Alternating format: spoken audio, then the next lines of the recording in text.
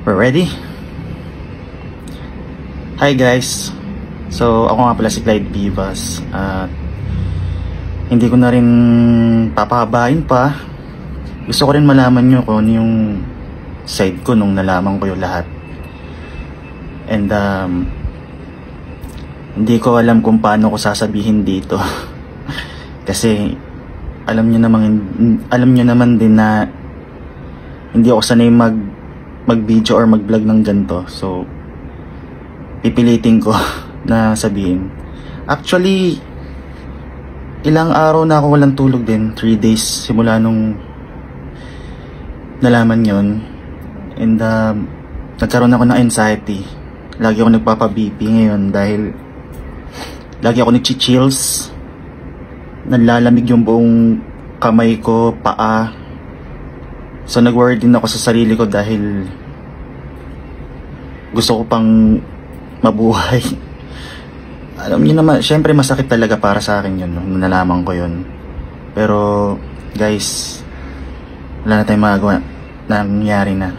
So bago ko malaman lahat yun, 1 week ago siguro, napapansin ko na si Lars parang lagi siyang balisa, lagi siyang malungkot.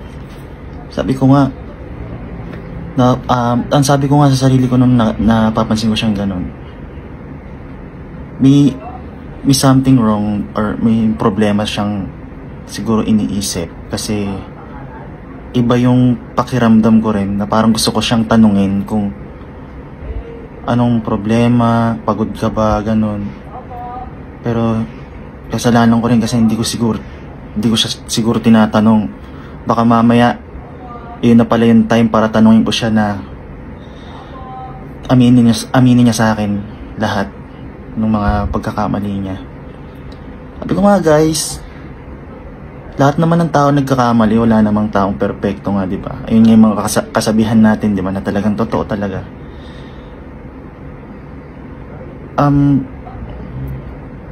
Guys, gusto kong wag niyo nang i-bash si Lars kasi naawa ko eh. Alam niyo yun na meron siguro siya talagang meron siyang dinadalang problema na hindi ko alam, no? Wag na natin siyang i-bash at guys, mas maganda kung suportahan na lang natin siya sa mga kung ano man desisyon niya sa buhay ngayon. Kasi ganun na lang din gagawin ko. Ayun, and nung nalaman ko yung may 1 month na siyang nakakausap, kasi yung sinabi ko sa post ko guys na nag-iwan lang siya ng mensahe, ang ibig ko sabihin dun is nag-iwan siya ng mensahe sa akin sa messenger, chinat niya sa akin. And then yun nga, nalaman ko na hindi lang isa, hindi lang 2, kundi 3 beses niyang nagawa sa akin yun na wala akong kamalay-malay. Then inisip ko rin, nung nalaman ko yun, inisip ko rin sa sarili ko na deserve ko ba yun? Parang may nagawa ba akong mali para magawa niya yun sa akin, di ba? And then binabalik-balikan ko yung mga taon na ang saya namin, wala kaming iniisip na problema. Feeling ko wala talaga akong nagawa guys, kasi buong buhay ko binigay ko sa kanya. Sorry. Kasi buong buhay ko binigay ko sa kanya talaga eh, yung sa 7 years na yun. Sabi ko nga, sinabi ko sa sarili ko na wala akong maririnig sa kanya na mga pagkakamali talaga.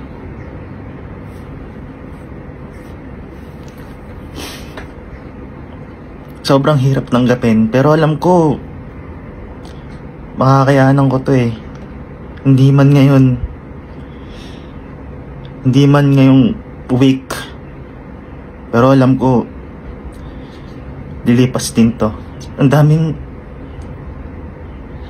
ang dami nagme-message sa akin kasi concern lang sila sa akin na hindi ko rin akalain na ganun magiging kalaking impact sa social media yung hiwalayan namin. So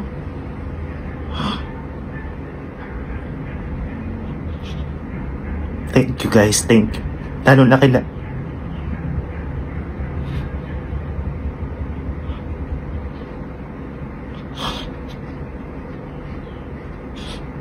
kay Ate Era. Thank you so much, Era. Kasi binibigyan mong liwanag yung buhay ko ngayon. Willing pa rin silang mag-help sa akin. Kasi guys, aminin naman natin, hindi madali talaga eh. Hindi madali to dahil 7 years eh. Unti-unti, step by step, kung paano ako maghihilom. Hindi madali sa akin. So I think siguro guys na unahin ko muna yung sarili ko.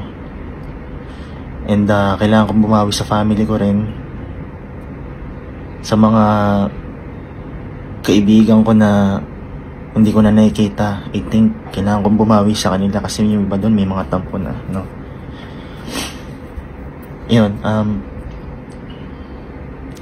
maraming salamat dahil ang daming nagme-message sa akin hanggang ngayon. Hindi ko kayo ma-replyan isa-isa kasi napakadami nyo. Gusto ko dito ko nasabihin. Napakadami nyo nagme-message sa akin. Talaga sobrang concern nyo. And na-appreciate ko yun. Gusto ko lang sanang hilingin sa inyo. Gusto ko lang sana hilingin sa inyo guys na may waters. May miss ko kayo, may waters. May miss ko kayo. And gusto ko lang sanang hingin sa inyo na supportahan nyo pa rin kami kahit hindi na kami magkasama.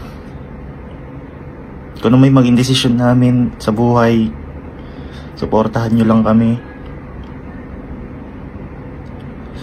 Kahit di ko alam kung hinahanda ko lang yung sarili ko na bukas, susunod na mga araw pa, hinahanda ko yung sarili ko na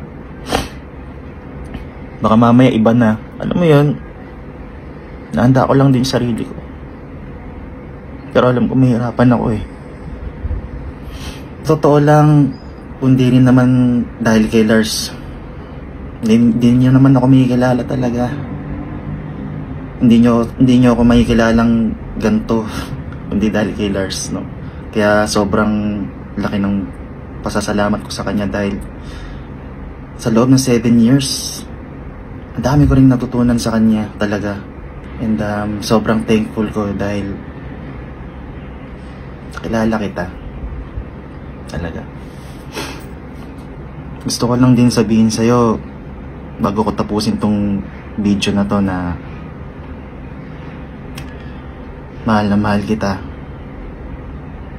Sobra. Mahal kita. Pero kailangan kitang i-let go. And yun sa business niya guys, yung Garcicola, yung Galaxy. Oh my god, namiss ko yung Garcicola. Yung Garcicola. Huwag kayo mag-alala, nandito naman si Claudia eh. Ako pa rin si Claudia guys. Supportahan niyo pa rin yung Garcicola, yung business ni Lars. And yun, sa lahat ng mga desisyon ni Lars sa buhay niya na hindi ako kasama, supportahan niyo siya. Kung may nagawa man siyang mali sa akin at hindi niyo matanggap guys, patawarin natin yung tao, bigyan natin ng chance na patunayan niya ulit sa sarili niya na kaya niya magbago. Yun lang. And I think nasabi ko na rin yung side ko, and sana kahit pa paano maintindihan niyo yung side ko, no? Kasi ang dami yung talagang nagtatanong sa akin, hindi ko kayang sagutin isa-isa sa message. So, eto na yun. Ito na yung sa side ko. No hate. Balang araw. Siguro hindi pa ngayon. Pero alam ko sa sarili ko makapatawad kita. Yun lang. Kasi tao lang din naman ako. Hindi naman ako Diyos para, di ba? Diyos nga nagpapatawad eh. Tayo pa kaya mga tao. Yun lang. Alam mo sa sarili ko makapatawad kita.